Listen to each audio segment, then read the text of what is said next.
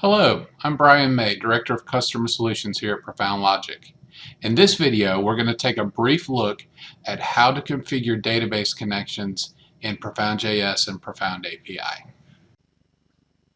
Creating database connections in Profound.js and Profound API is actually very simple. What we need to do is go into our IDE. You'll notice here I'm on my instance that's running here on my local machine, so I'm at localhost/IDE. So we just need to make some changes to the configuration file. So if we come and take a look inside our files, you'll see in our Getting Started directory that we created in the previous video, there is a config.js file. So let's just open that up. Now this is a fresh config file, exactly like it came in when we did the install a moment ago. So you'll notice here that there is a property called database connections. Inside of that, we actually have a square bracket. That means it's an array, so we can have multiple database connections. And inside of each of those, we'll have curly braces, and we'll have a list of all the connections that we have. You'll notice that we have an IBMI connection here sort of pre-configured. It's not complete yet. It's a placeholder for it, though. So we'll just leave that where it is. But let's say we wanted to add another database. So let's say we have a MariaDB database that we'd like to connect to. So all I would do is I come after the curly brace here, and I'm going to add a comma, so because we're going to have another one in the list. And then I'll start another block. Inside that block, we're just going to set up some basic properties.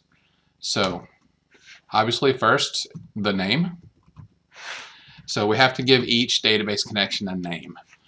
We'll call this, and it can be anything you want. We'll call this my MariaDB. Perfect.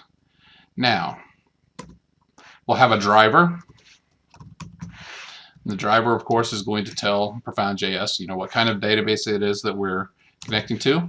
I'm going to set it to mysql because MariaDB is actually a drop-in replacement for mysql, so that driver works just fine. And then the last thing we got to do is set up some driver options. So that property is called driver options. So driver options. And the driver options property actually takes a block of options. So we need to set that up with a curly brace. And then inside of that, we're going to have a host. So that'll be just pointing to wherever your Maria database is. Maybe it's at an IP address on your local network. So 1.2.3.4. Once you have a host, you're also going to need a user. So user, and set that to whatever the user is. We'll just say DB user. And you'll need a password. Now, obviously, these aren't real users and passwords. You'll fill these in with whatever the proper values are for your database server. And then the last thing we need to do is we need to give it a database, or a schema, if you will. So, one MariaDB server can have multiple databases on it. We just need to tell the Profound.js system here, which database are we connecting to? So, we'll call it my database.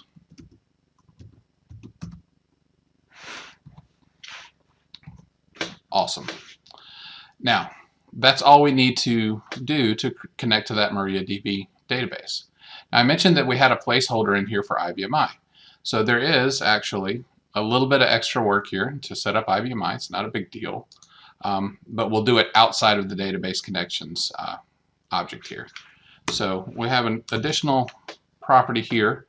One's going to be called connector URL. And what this does is, when we're talking about the connector, it's this is the IBMI connector that you load on your IBMI.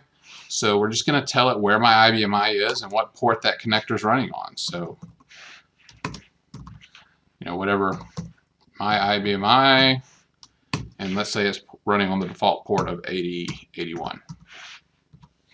There we go. And then we will also need a credentials file. So connector credentials,